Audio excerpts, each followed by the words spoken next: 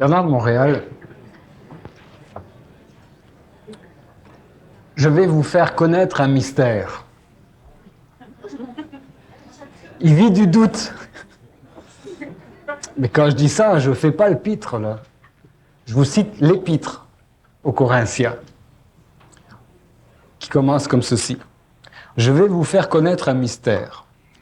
Nous ne mourrons pas tous, mais nous serons tous transformés en un instant, en un clin d'œil, au son de la trompette finale. J'espère que vous aimez la trompette. Car la trompette sonnera, et les morts ressusciteront, incorruptibles, et nous serons transformés. Il faut, en effet, que cet être corruptible revête l'incorruptibilité et que cet être mortel revête l'immortalité. Fin de citation. Voilà, il n'y a plus de mystère. Ce corps mortel revêtira un jour l'immortalité. Il n'y a plus qu'à attendre que le son de la trompette finale s'annonce. Alors voilà pour ce qui est de la promesse biblique de la victoire sur la mort par l'assurance vie éternelle. Mais ça veut dire qu'un jour la mort sera vaincue, que la mort n'est pas une condition éternelle et normale d'existence, si je puis dire, mais plutôt un mensonge obscur, le premier et le dernier de tous les mensonges, l'ultime résistance à un ordre lumineux, un ordre supérieur. Mais le Nazaréen, lui, il n'a pas attendu le son final de la trompette pour immortaliser son corps. Ça veut certainement dire qu'il existe un processus d'immortalisation, de moroncialisation, d'éthérisation du corps. Est-ce que, la question, il y en a plusieurs, mais premièrement, est-ce que le processus s'enclenche ou s'opère de haut en bas par une purification du corps mental, du corps astral, du corps physique jusque dans les cellules mêmes? Quel serait là-dedans le rôle de l'ajusteur de pensée, le rôle du double éthérique? Est-ce que ce processus passe d'abord par la compréhension totale du phénomène de la mort? Et si oui, qu'est-ce que la mort du point de vue supramental?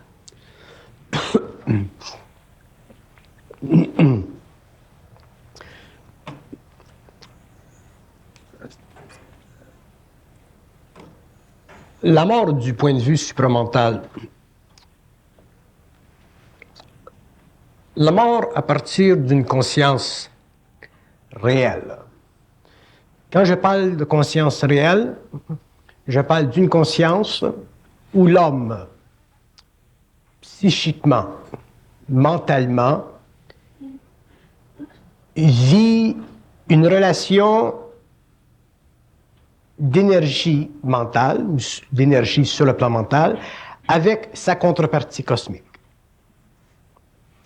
Quand l'homme vit cette relation dans le mental, selon son niveau d'évolution, il commence à comprendre le phénomène de la mort. Quand je dis le phénomène de la mort, je veux dire le mensonge de la mort. Quand je dis le mensonge de la mort, je veux dire le mensonge de la vie humaine sur la Terre qui fait que l'homme meurt. Si l'homme meurt, c'est parce que déjà, sur le plan matériel, il vit une conscience qui est enracinée dans un mensonge, qui prend naissance avec lui quand il vient sur le plan matériel et qui dure avec lui tout le temps de son évolution. Quand l'homme connaîtra la conscience supramentale, ou la supraconscience, ou la conscience réelle, ou appelez ça comme vous voulez, quand l'homme en arrivera à un état de fusion mentale supérieure, il sera en contact directement avec son esprit au lieu d'être en contact sur le plan mental inférieur avec son âme. L'âme de l'homme, c'est de la mémoire. L'esprit de l'homme, c'est de l'intelligence. L'homme, pendant l'évolution, vit en contact avec l'âme, il vit en contact avec le plan astral. Donc, il ne vit pas d'intelligence, il vit constamment de mensonges. Et quand je parle de mensonge, qu'est-ce que c'est pour moi le mensonge? C'est l'absence d'intelligence créative, c'est l'absence d'intelligence de tous les plans. Un homme qui ne peut pas comprendre tout est automatiquement dans une forme de mensonge. Autrement dit, il y a sur sa vision des choses des illusions ou des voiles qui l'empêchent d'être dans sa propre lumière. L'homme n'a pas besoin, en tant qu'être, l'homme n'a pas besoin de support extérieur à lui-même. À partir du moment où il est en relation étroite, universelle, avec son origine, son être cosmique, son esprit, sa lumière, appelez ça comme vous voulez. Bon, à partir du moment où il connaît cette expérience, qui ne peut pas lui venir à partir de l'ego, parce que c'est une expérience qui fait partie de l'évolution. Quand l'homme est prêt à cette expérience, la fusion se fait. Donc, comme l'homme ne vit pas cette expérience à partir de l'ego, il ne peut pas la colorer. Mais quand il vit cette expérience, il doit vivre la décoloration. La décoloration de son mental veut dire l'épuration psychologique de son moi, ce qui veut dire en retour la naissance en lui d'une réalité foncièrement séparée de son expérience planétaire antérieure, donc foncièrement séparée de son âme, donc foncièrement séparée de son moi planétaire, donc foncièrement séparée de son jeu psychologique. Donc, à partir de ce moment-là, l'homme commence à vivre un état d'esprit.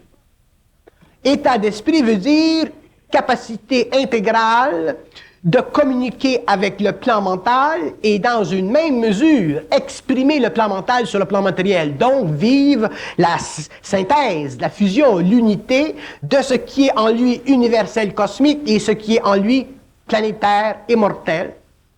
Au fur et à mesure que cette fusion se fera, l'homme, le taux vibratoire du mental de l'homme, du vital de l'homme, de l'astral, de ses corps, de ses principes, le taux vibratoire changera parce que la lumière est tellement puissante qu'elle transforme tout dans le processus de fusion. Donc, la lumière qui passe dans le mental inférieur de l'homme change ce mental en vibration, l'amène d'un mental inférieur à un mental supérieur, c'est-à-dire d'un mental planétaire basé sur le mémoriel à un mental cosmique basé sur le vide absolu, donc sur la relation étroite télépathique avec ses plans, dont lui fait partie intégrale. Mais pour que l'homme puisse vivre le contact avec ce que vous appelez l'ajusteur de pensée, son esprit, il faut que l'homme puisse individuellement, quelque part dans le temps, reconnaître sa relation avec cette réalité. Pour qu'il connaisse cette relation avec cette réalité, il faut qu'il soit, lui, psychologiquement transformé. C'est-à-dire qu'il faut que la lumière en lui soit suffisamment grande pour déplacer ce qui a meublé son ego mental depuis la naissance.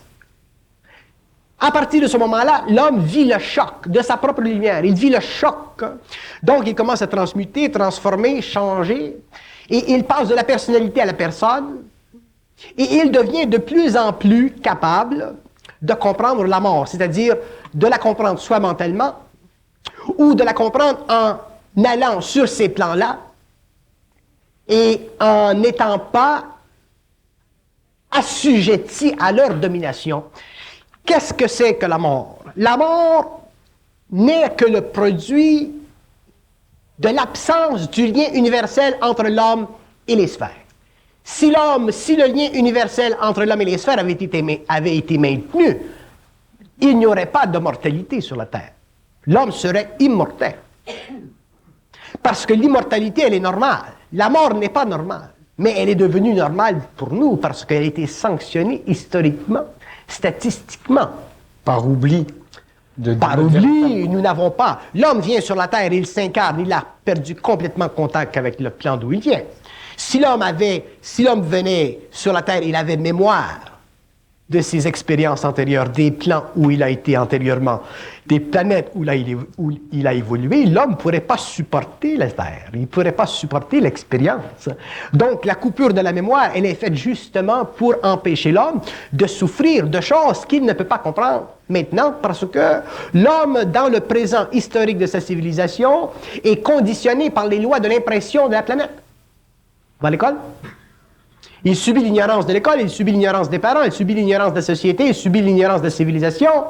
Et si cette ignorance est suffisamment raffinée, elle devient de la connaissance. Tout ça pour créer un intellect. Tout ceci pour créer un intellect, et ceci fait partie de l'évolution, ceci est nécessaire, ceci est normal. Mais il vient un temps dans l'évolution d'une race, d'une planète, d'une conscience planétaire, où il y a un changement. La conscience supramentale sur la Terre, qui a été prophétisée par Aurobindo, elle est rendue sur la Terre. Elle va évoluer sur la Terre et les hommes vont graduellement se greffer à cette conscience, c'est-à-dire qu'elle va descendre en eux et elle va faire éclater le surmoi, elle va faire éclater l'aspect psychologique de l'ego pour donner finalement à l'homme l'état d'esprit. Mais ce n'est pas fini l'état d'esprit. Parce que l'état d'esprit ne représente que la composante psychologique et psychique de son lien universel.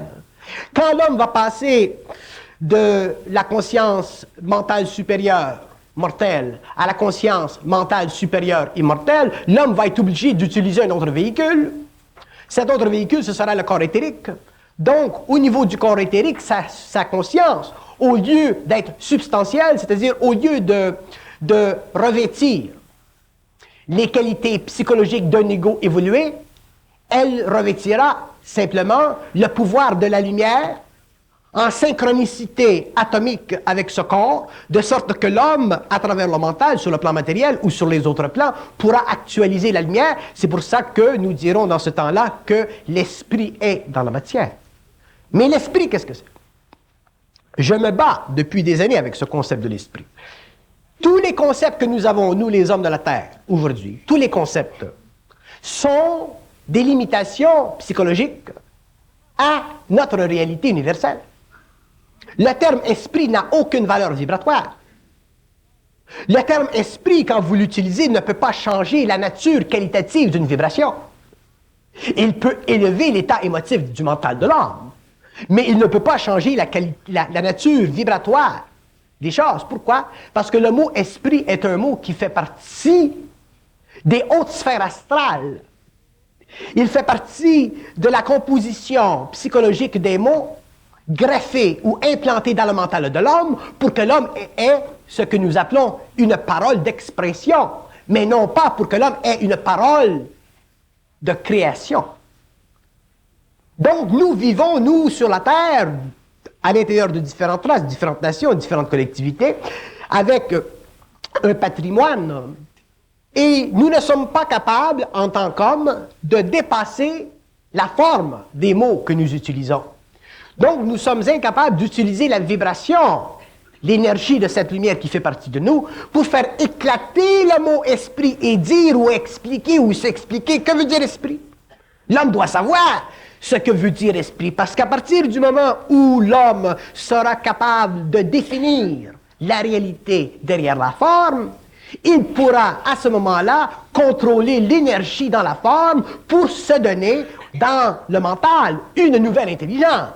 Ça veut dire que l'homme peut participer au processus d'immortalisation? L'homme doit participer au processus d'immortalisation parce que ce processus est un processus descendant. C'est-à-dire que c'est une situation de vie, d'énergie nouvelle qui descend vers ou dans l'homme, mais l'homme, lui, qui la reçoit, il doit être capable émotivement et mentalement de faire de cette énergie quelque chose de créatif pour lui.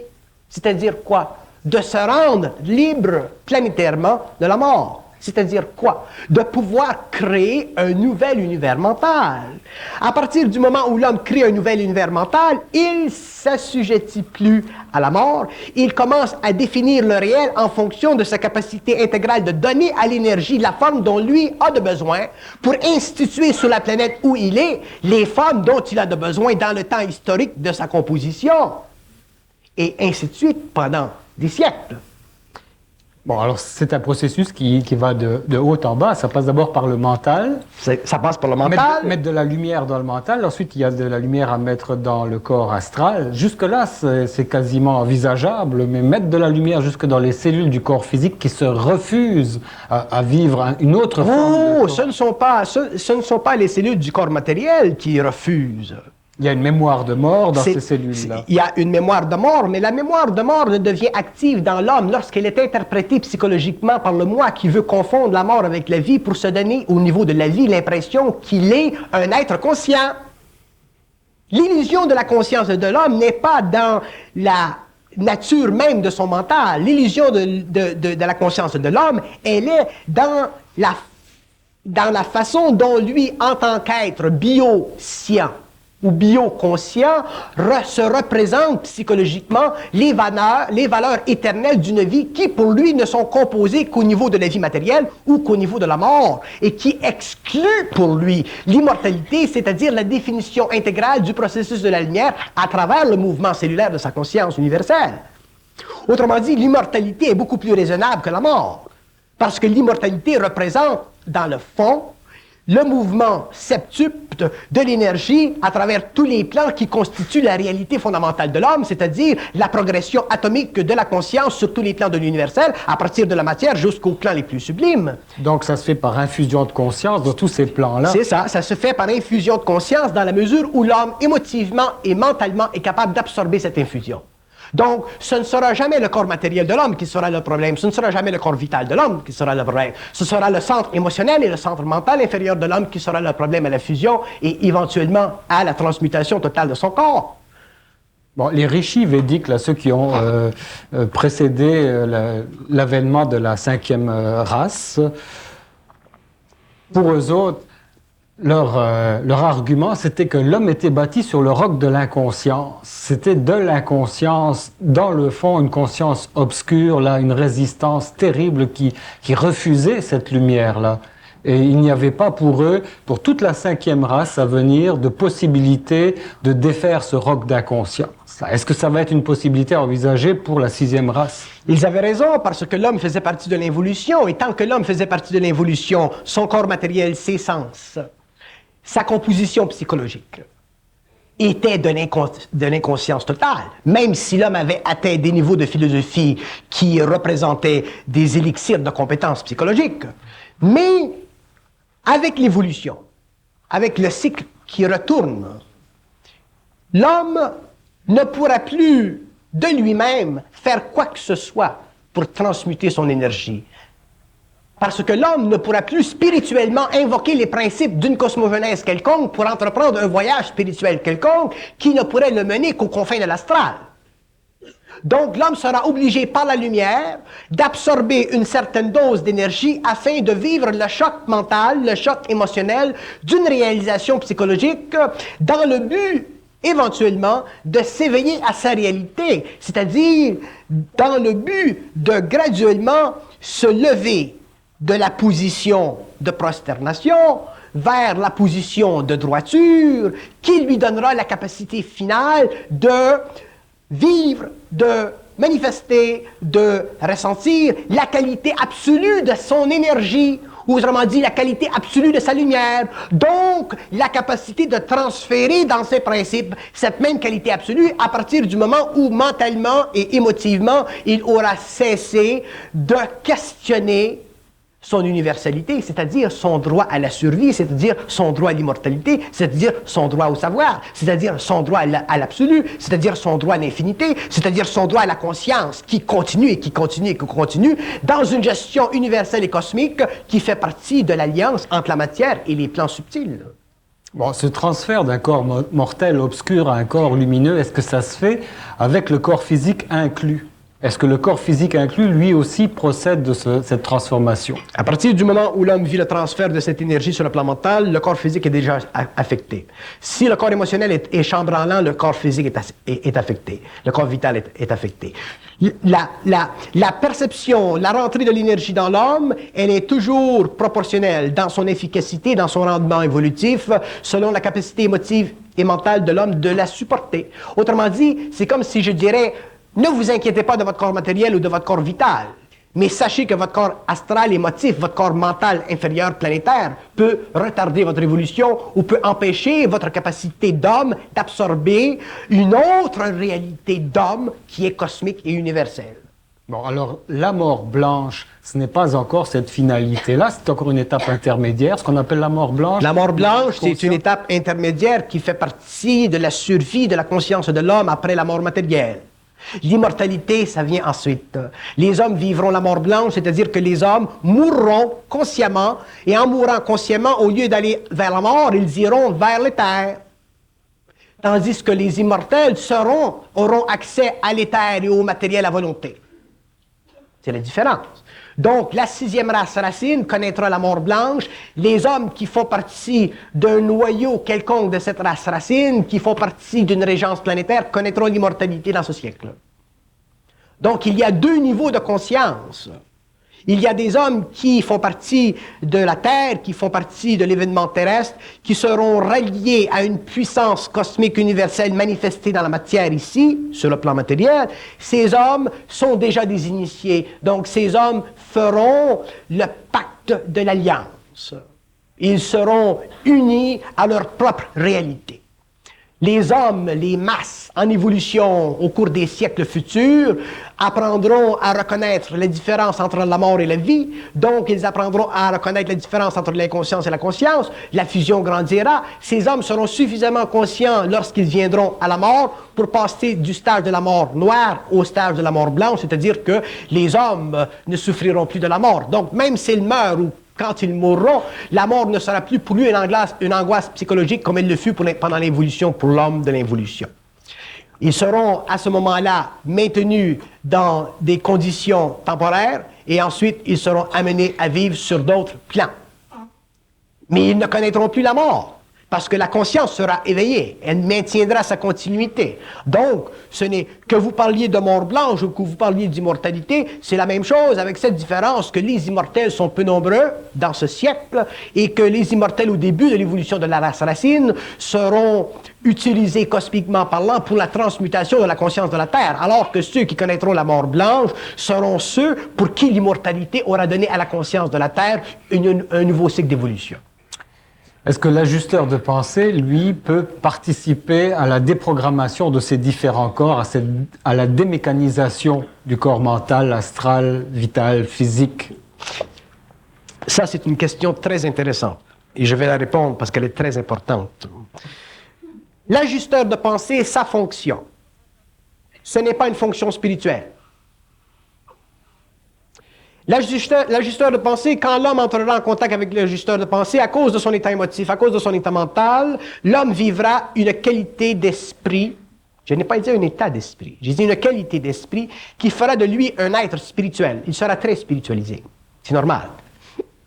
Mais avec le temps, connaissant les lois de l'initiation solaire qui lui seront inculquées intérieurement, selon le mode utilisé par l'ajusteur de pensée vis-à-vis son véhicule, le mortel, l'homme apprendra finalement à reconnaître, en relation avec une instruction qui est dans le monde, il apprendra à reconnaître les lois de la vie. Et les lois de la vie ne sont pas écrites dans l'astral. Les lois de la vie seront écrites dans le mental de l'homme.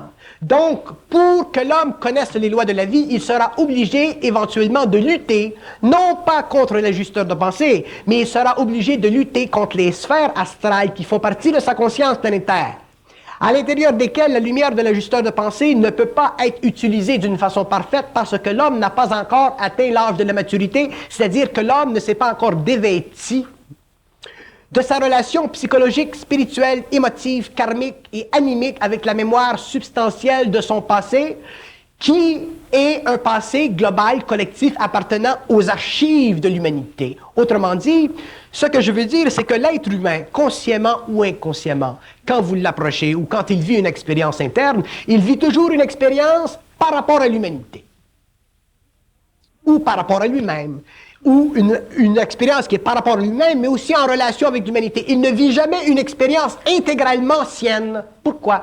Parce que l'expérience qui serait intégralement sienne lui demanderait d'avoir le pouvoir de mettre en échec,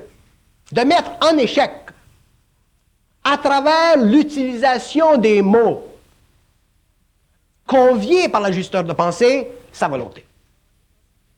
Donc, viendra le temps où je vais peut-être un peu trop vite, là, mais je ne peux pas faire autrement pour le moment.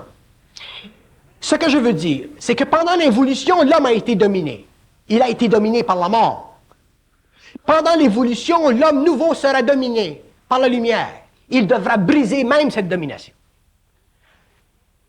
Briser la domination de la mort, c'est quand l'homme commence à se spiritualiser ou qu'il entre dans un chemin d'évolution, c'est suffisamment simple dans ce sens que la mort représentant pour l'homme les impressions retardataires de sa conscience, l'homme, rendu à un certain niveau d'évolution et d'intelligence, peut voir le jeu de la mort. Il peut le voir, le jeu astral dans sa conscience. OK.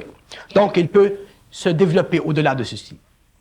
Mais l'homme n'est pas outillé pour voir le jeu de la lumière à travers l'astral de sa conscience, servant à créer en lui des chocs d'énergie pour la fusion. Et ceci fait partie du secret de la fusion. Ceci n'est pas écrit dans les temples hermétiques du monde. Ceci fait partie des secrets de la fusion et l'homme devra connaître les secrets de la fusion, c'est-à-dire que l'homme nouveau sera amené graduellement à entrer dans des sphères d'expérience mentale tellement subtiles que la nature même de l'esprit, éventuellement, sera par l'homme réalisée, non pas simplement en termes de savoir, mais en termes de volonté, cherchant à s'approprier en lui la moindre faiblesse pour créer en lui la plus grande diffusion. Vous comprenez ce que je veux dire? Autrement dit, je prends seulement 2 instants. C'est comme si je disais, le monde, pour donner une symbologie plus facile à comprendre, c'est comme si je disais, l'homme en relation avec le monde de la mort, c'est un peu comme l'homme en relation avec l'idéologie russe. OK? Et l'homme en relation avec le monde de la lumière, avant sa fusion, c'est un peu comme s'il était en relation idéologiquement avec les États-Unis. Admettons qu'on aime les États-Unis et qu'on n'aime pas les Russes. C'est un exemple que je donne. Bon, on peut changer ça. On aime les Russes, on n'aime pas les Américains. Ça dépend. Bon. L'homme conscient, l'homme nouveau, l'homme psy, sera un être qui pourra regarder qu'il a été dominé par l'idéologie de la gauche, de la Russie. Ça fait partie du monde. Il comprendra suffisamment ça. Mais il regardera vers l'idéologie de la droite des Américains et de l'Europe et il ne verra pas. Il va l'épouser. Il va l'épouser. C'est là qu'il va se faire prendre. Parce que l'homme ne doit pas l'homme doit être apolitique. L'homme conscient ne peut pas vendre sa vie, sa conscience, son énergie à une idéologie de gauche ou à une idéologie de droite. Donc l'homme ne peut pas donner sa conscience à l'aspect astro-spirituel ou à l'aspect cosmo-énergie-volonté. L'homme doit rapatrier tout. L'homme devra faire la guerre autant contre l'ajusteur de pensée qu'il a été capable de faire la guerre contre la mort. Et ceux qui réussiront à faire la guerre contre l'ajusteur de pensée feront partie d'un noyau. Très petit. Mais en faisant la guerre à l'ajusteur de pensée, ils font le jeu de l'ajusteur de pensée, finalement. Non. Non? Non. Sa fonction, c'est pas justement de créer cet état-là? Bon, OK. Je vais dans la direction de votre question. Quand l'homme... Bon. Qu'est-ce que c'est un ajusteur de pensée?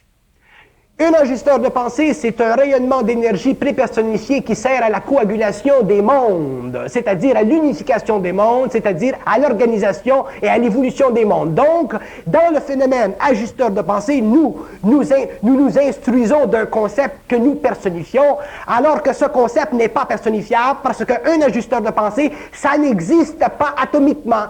Un ajusteur de pensée, ça n'existe qu'en fonction de la capacité mentale de l'homme sur le plan inférieur de penser à une dimension ou à une métaphysique ou à une cosmogenèse qui résonne dans son mental parce qu'il a la faculté de télépathiquement communiquer au niveau de la pensée pour recevoir vibratoirement une forme dans le mental que nous appelons la pensée qui mène à un savoir, à une connaissance. Ça, c'est une illusion.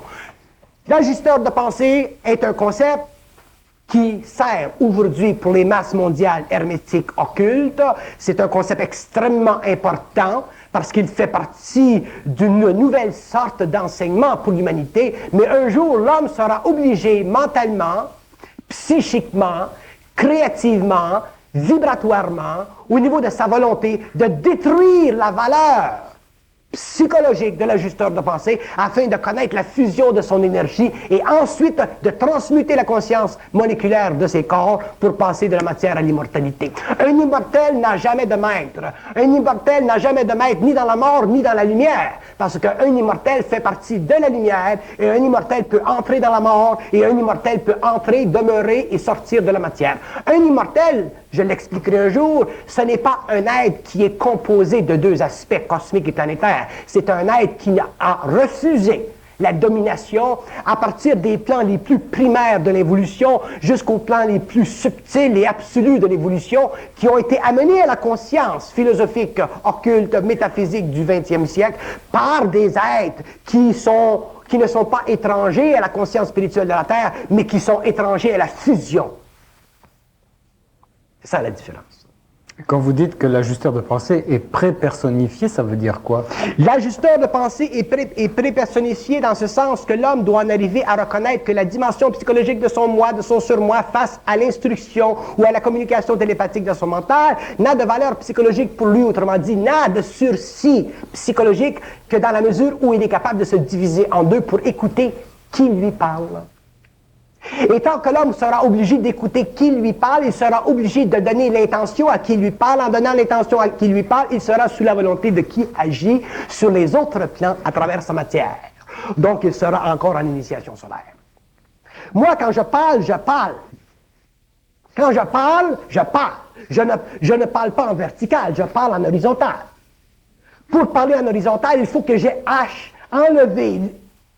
enlevé à l'absolu son pouvoir de domination sur mon mental. Sinon, je ne fais que parotiser une science qui fait partie du monde mental, alors que ma fonction sur le plan matériel, ce n'est pas de parotiser une science qui fait partie du monde mental, comme nous retrouvons dans les hautes cosmophonies. Ma fonction sur le plan matériel, c'est d'instruire l'homme dans sa capacité de détruire le monde mental afin de faire sortir de l'énergie la puissance vibratoire de son mouvement à travers le mental, les plans de l'homme qui sont unis et qui représentent éternellement l'alliance entre la matière et la lumière. Donc, à partir du moment où l'homme est en fusion, il ne peut plus y avoir en lui de personnification ou d'impression pré-personnifiée sur le plan d'une valeur quelconque vis-à-vis son ajusteur de pensée. Le concept de l'ajusteur de pensée est utilisé par les mondes mentaux supérieurs pour donner à l'homme une science psychologique avancée de l'occulte mental, mais la fonction de l'homme futur, de l'homme nouveau-né, de l'homme psy, de l'homme fusionné est de détruire toutes les fondations de la domination, c'est-à-dire de s'exorciser à la fois des ténèbres et s'exorciser à la fois du pouvoir de la lumière, afin de lui-même devenir lumière, afin de lui-même pouvoir entrer dans les ténèbres quand il veut et entrer dans la lumière quand il veut.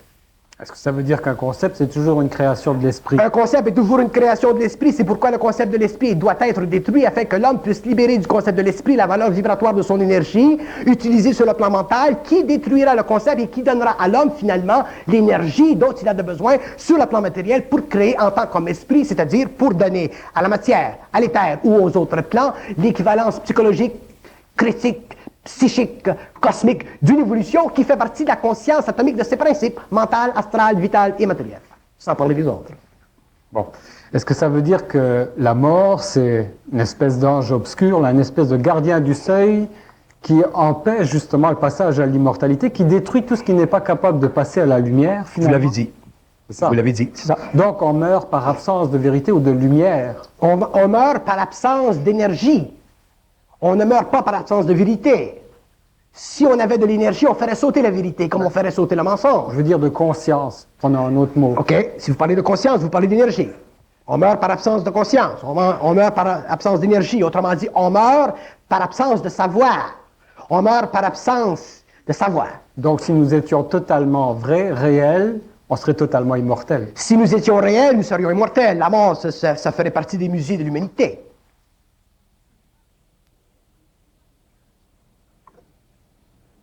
Là. Bon. Je rencontre quelqu'un un jour que je respecte énormément, un grand philosophe, un homme qui avait un bel esprit philosophique. Regardez ce qu'il me dit.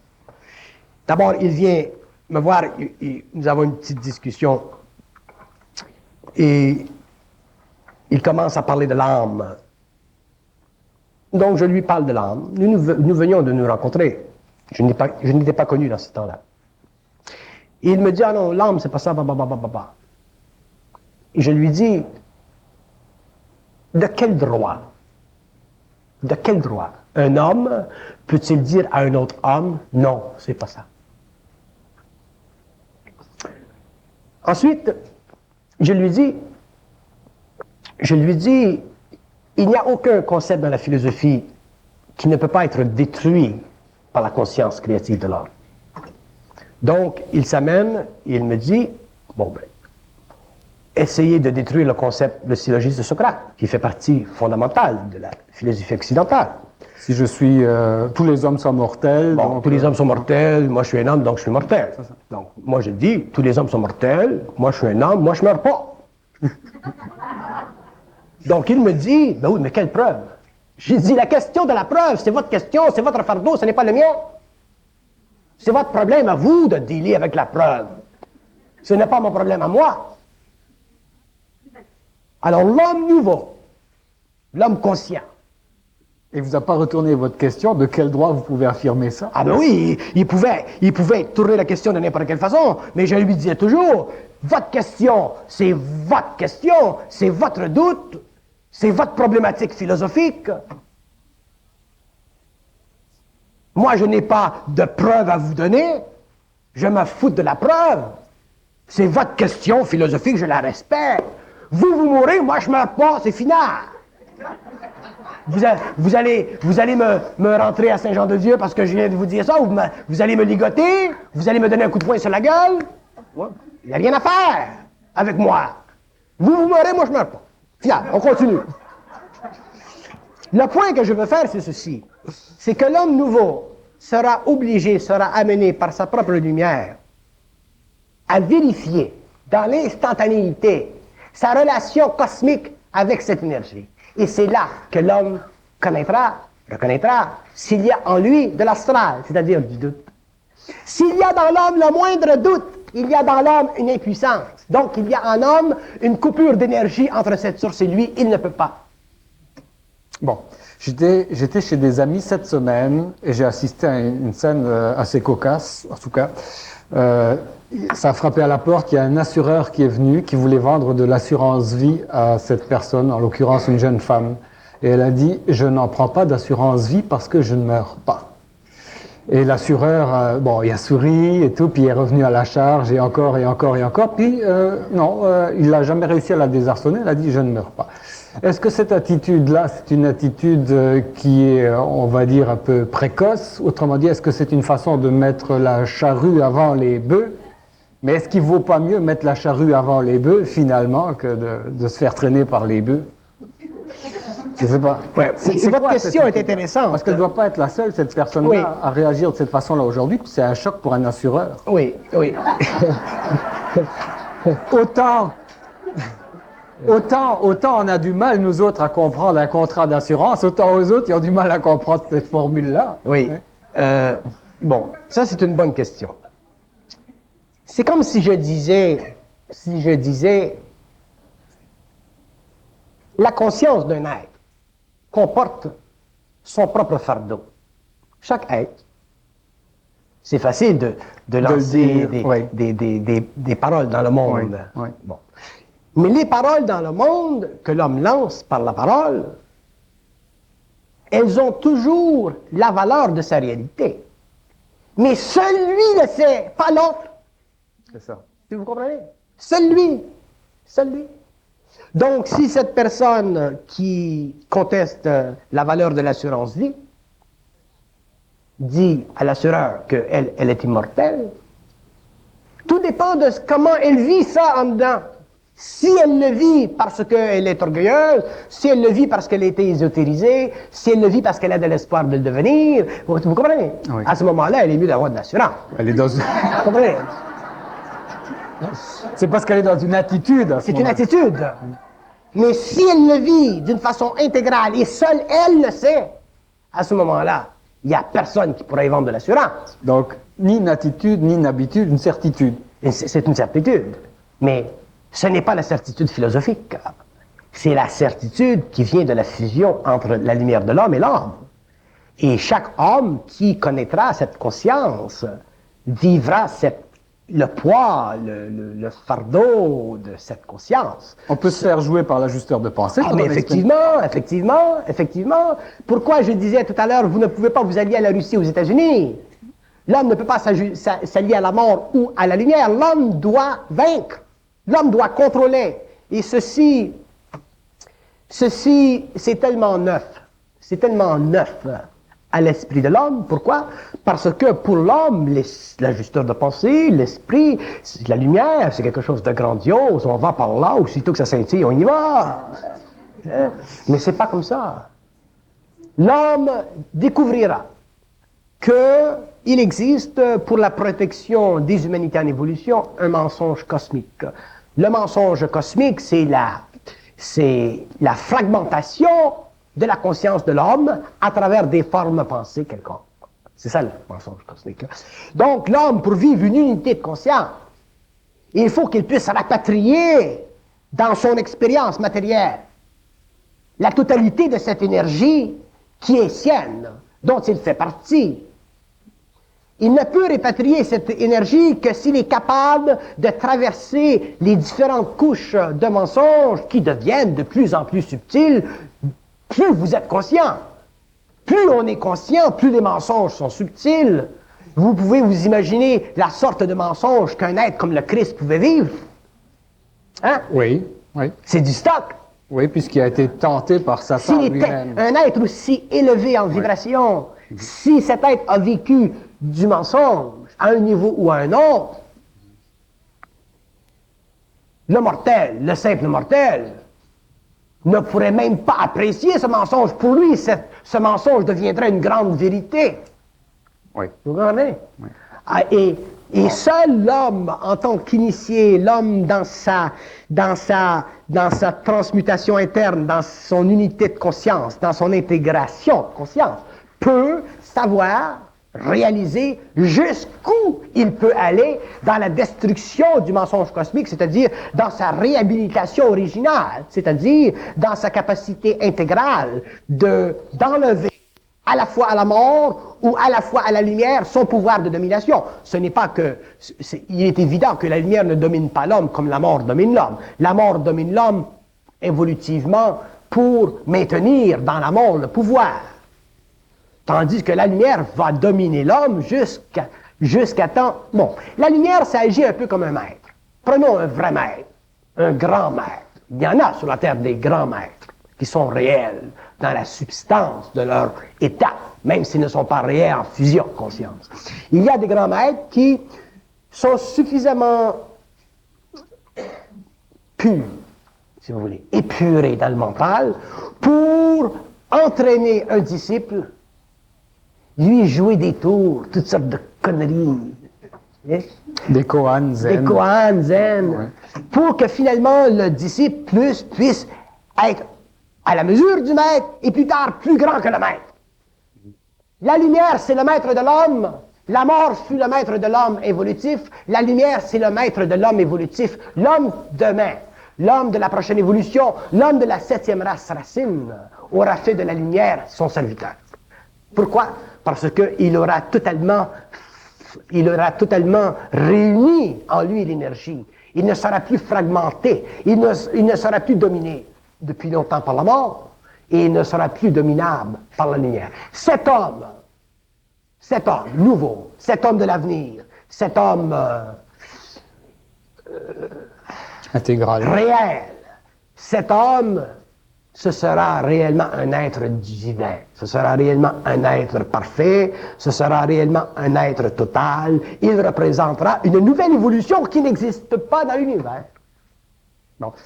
Ça veut dire que pendant un certain temps, on peut vivre une forme d'espoir, on peut vivre une forme de masque de mensonge, de justification, mais arrive un temps où il n'y a plus de cadeaux. Plus il y a de conscience qui rentre, et moins il y a de cadeaux qui est fait à la personne qui se conscientise. Là. Mais comment passer au travers du découragement dans cette phase de conscientisation? Le découragement, c'est quand même de l'astralité, ça fait le jeu de l'astral. Oui. Comment ne pas lâcher, ne pas décrocher? Si l'homme est suffisamment conscient, il va dépasser le découragement. Il va voir qu'il y a toujours... La lumière apporte toujours quelque chose de neuf, toujours quelque chose de neuf. Elle est créative. Donc elle apporte toujours quelque chose de neuf et éventuellement, il réalise qu'il est fautif vis-à-vis sa réalité. Il est fautif. Et éventuellement, il se dompte.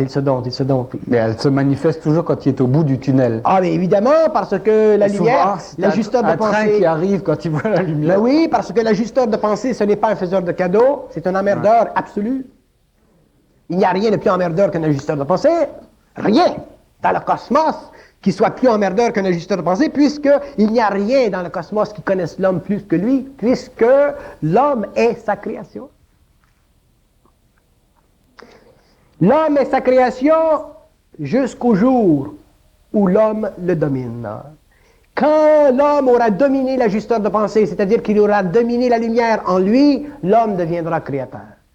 À ce moment-là, nous parlerons de la 7e race racine. Et à ce moment-là, l'homme n'aura plus besoin de corps matériel. Ce sera la fin d'une génération. Et l'homme passera à une nouvelle évolution jupitérienne. Comment est-ce qu'on en est arrivé à vivre cet état de chute qui est relaté dans la Bible ou dans tous les écrits de... Mais la chute, elle était nécessaire parce que l'homme devait être. L'homme devait être parce que le véhicule était nécessaire à l'esprit. L'esprit a besoin d'un véhicule pour se manifester.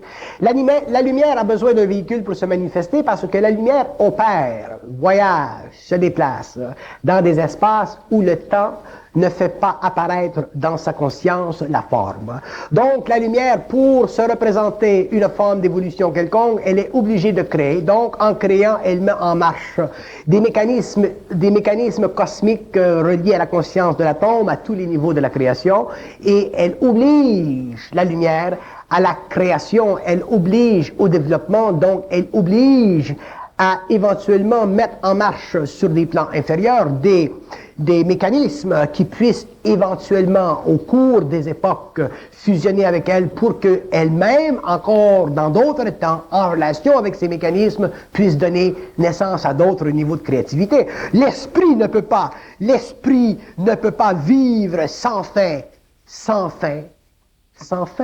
L'esprit a besoin d'une fin. Quelle est la fin de l'esprit? C'est le véhicule de l'homme. À partir du moment où le véhicule de l'homme est suffisamment développé pour que l'esprit puisse s'unir avec lui, l'esprit, à ce moment-là, descend sur le plan de cette réalité, donc il crée, à travers ce véhicule, une nouvelle forme, il crée un nouveau mouvement évolutif, et les mouvements évolutifs de l'esprit à travers les formes que nous connaîtrons dans 60 millions d'années, 75 millions d'années, sont absolument en dehors des catégories, même psychiques que nous pouvons vivre sur les plans astraux le soir lorsque nous nous déplaçons dans les éthers. Donc, l'homme doit en arriver un jour à comprendre que la seule chose qui le limite psychologiquement à la réalisation ou à la réalité, c'est son intellect. Bon. C'est son intellect. La chute est associée à la rébellion de Lucifer, à son orgueil. Bon. Elle est aujourd'hui identifiée aussi à Satan, le grand adversaire, le diviseur, etc. Tout ça, ça a mis Adam et Ève dans le bain. Nous autres, on est leurs descendants. Et encore une fois, c'est une histoire où les parents boivent et les enfants trinquent. Où est la justice là-dedans? Ou c'est quoi cette affaire-là de créer... Le concept de justice est un concept humain qui a la valeur émotive de donner à l'homme l'approportionnement psychologique d'une valeur planétaire en fonction d'une survie capable de lui donner sur le plan humain le bonheur. Oui, mais on a créé avec la Terre et l'homme un modèle d'une bataille qui se joue sur des plans cosmiques. Oui, on a créé sur la Terre un modèle qui se joue sur les plans cosmiques, mais l'homme fait partie des plans cosmiques et l'homme a oublié. Ben, c'est ça. Et l'homme a oublié, il est tellement stupide dans son évolution qu'ayant oublié qu'il fait partie de la gestion économique, politique, mentale des plans cosmiques, il s'est donné le plaisir de penser que la réalité est en fonction de ce qu'il pouvait penser au lieu de réaliser que la réalité est en fonction de ce qu'il est capable de détruire de la pensée, qui est intellectuelle ou intellect ou du mental inférieur, pour finalement, télépathiquement, psychiquement, communiquer avec lui-même, qui est là, qui attend. Bon, L'homme, il est là qui attend. Ce n'est pas ici l'homme, ce n'est pas ça l'homme. L'homme, il est là qui attend de fusionner avec ceci pour donner à ceci une nouvelle corporalité. Mais nous, les hommes qui pensons et qui vivons en relation avec la mort et qui avons une sensorialité totalement mécanisée et planétaire, nous avons l'impression, à cause de notre système nerveux, que l'homme, c'est ça. Ce n'est pas ceci, l'homme. donc la pensée... Lorsque vous êtes couché le soir et que vous sortez de votre corps et que vous amenez votre conscience sur d'autres plans, vous vous foutez très bien de ce que vous êtes dans le lit. Absolument, je vis toujours sur le bas astral et puis là, je vis des expériences érotiques. Donc, Donc, et de temps en temps, je suis même dérangé dans mes rêves érotiques. Il y a Bernard qui m'apparaît. Je vous le dis, ça, c'est cette semaine. Là, vous allez m'expliquer ce phénomène. Écoutez. J'étais en train de vivre un beau rêve érotique. Vous m'apparaissez, vous étiez en train de tricoter. Il y avait 2 rangées de mailles. Je les ai comptées. Il y en avait 7, puis 7. Puis là, vous étiez en train de tricoter une 3e rangée de mailles. Mais ça oui, veut dire quoi, je voulais expliquer ce soir, quand on est là. Bon, OK. Bon, en tout cas, c'est ça. Mais... Je tricote. Ça veut dire que la pensée, c'est un phénomène qui est véritablement satanique, luciférien, dans La le sens pensée- qui divise l'homme, qui le coupe de ses racines. La pensée divise l'homme, elle le coupe de lui-même, elle le coupe de ses racines. Je n'ai pas objection à ce que l'homme pense subjectivement, mais l'homme doit en arriver à réaliser quand il pense subjectivement que sa pensée vient de lui. Si l'homme réalise dans un même temps que sa pensée vient de lui, il sera très conscient de la valeur de sa pensée. Donc, si l'homme vit une pensée stupide, négative, émotivement retardataire, mentalement hallucinante, il saura qu'elle ne vient pas de lui. Il n'y a pas d'homme qui va commettre le suicide cosmique. Vous comprenez? Mais l'homme peut commettre le suicide planétaire, astral. S'il laisse de la pensée subjective infiltrée dans son mental, lorsque cette pensée ne fait pas partie de lui, elle fait partie simplement des dominations astrales qui contrôlent l'homme depuis l'évolution. Mais ça fait des années que l'homme est en évolution, ça fait des années que l'homme est dominé par une autorité autant temporelle que spirituelle terrestre, qu'une autorité occulte sur les autres plans, inconsciemment perçue dans ses rêves et incomprise occultement. Et à la fin du 20e siècle, alors qu'il y a un retournement dans le programme de l'évolution de l'humanité, parce que l'homme est prêt finalement à rencontrer sa réalité, l'homme commence à craindre, les épaules commencent à s'alourdir, à plier sous le poids de sa réalité. Pourquoi? Parce qu'il ne veut pas prendre la responsabilité absolue de son moi cosmique. C'est ça. C'est la raison pour laquelle, quand je parle à l'homme, je me fâche. Je me fâche non pas contre l'ignorance de l'homme, je me fâche contre le fait que l'homme, à travers la vibration, un jour va piger que lui, il doit devenir le maître absolu de sa destinée. Ce n'est pas la lumière qui domine à cause de sa luminosité, ou la mort qui domine à cause de son manque de luminosité, qui est la force de l'homme. L'homme, il est la synthèse, il est la capacité de dépasser toute forme de domination. Et il est évident que si l'homme conscient, évolué, est capable de voir à travers le mensonge spirituel, occulte, planétaire, il n'est pas encore arrivé à voir à travers les mensonges que peut utiliser l'ajusteur de pensée pour travailler encore plus son mental, pour l'amener encore à une plus grande domination, parce que la lumière veut être dominée par l'homme, parce que tant que la lumière ne sera pas dominée par l'homme, elle ne sera pas sur la Terre. Bon, alors dans ce combat cosmique, pour terminer, qui a son modèle sur l'échelon planétaire dans lequel nous sommes volontairement ou involontairement les acteurs. Le résultat de ce combat-là, d'après l'Apocalypse, il est connu. La conscience christique ou supramentale gagne. Tout est connu. Bon, alors à quoi ça sert? À quoi ça sert quoi? À quoi ça sert de faire cette guerre-là si on en connaît l'issue? Ce n'est pas parce que tout est connu que vous, sur le plan matériel, ou l'homme sur le plan matériel, est capable de sortir complètement des valeurs psychologiques du connu pour rentrer dans l'inconnu et l'impossible. Ce n'est pas parce que tout est connu. Quand vous me dites que tout est connu, c'est une forme psychologique de l'homme de s'apitoyer devant l'absolue grandeur des choses qu'il ne peut pas contrôler. C'est ça le problème de l'homme. Je m'en fous, moi, que tout soit connu. Ce n'est pas un problème psychologique ou psychique pour moi que tout soit connu. C'est normal que tout soit connu. C'est normal. C'est nous qui ne sommes pas capables d'absorber que c'est normal que tout soit connu. C'est beau que tout soit connu. Ça démontre qu'il y a au-dessus de la matière de l'intelligence qui cherche à entrer dedans. Pour que, dans la matière, avec l'intelligence, l'homme demain puisse connaître, puisse savoir. Une fois que l'homme aura dépassé l'inquiétude ou la pesanteur de la question que tout est connu, qu'est-ce que je fous ici, moi, petit bébé sur une planète? À ce moment-là, l'homme commencera à rentrer dans le connu. L'homme saura, l'homme pourra parler à l'infinité de n'importe quoi. L'homme aura une science extraordinaire. C'est normal, c'est beau que tout soit connu, mais il faut que l'homme en arrive un jour à tout connaître. Il connaîtra, il en arrivera à tout connaître lorsqu'il aura absorbé, su, compris, réalisé, supporté que tout soit connu, sans qu'émotivement il courbe le dos devant l'infinité qui est lui-même. Et face à ce conflit, est-ce que c'est correct d'être un objecteur de conscience ou carrément un déserteur? Ou objecter la conscience comme vous voulez, que vous soyez déserteur comme vous voulez, ça fait partie de votre conscience. Tout est connu. Alors tout est pour le mieux dans le meilleur des mondes. Tout est pour le mieux. Non, tout est pour le mieux dans le pire des mondes parce que le meilleur des mondes ne fait pas partie de la Terre, il fait partie de l'éther. Meilleur des mondes. Vous parlez comme Huxley. On est bien peu de choses, Madame Chose. L'homme nouveau, l'homme. L'homme,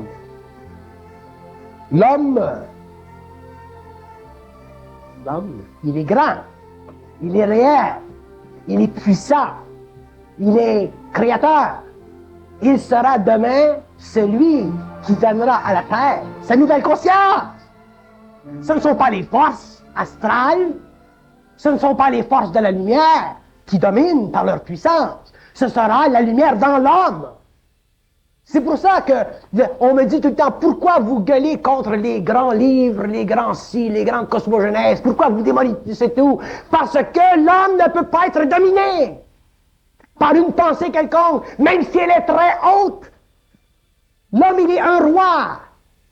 L'homme, il est un créateur. Il ne peut pas être dominé par une pensée. Il doit l'utiliser, il doit voir qu'elle est belle, il doit voir qu'elle est grande, mais il peut en créer d'autres.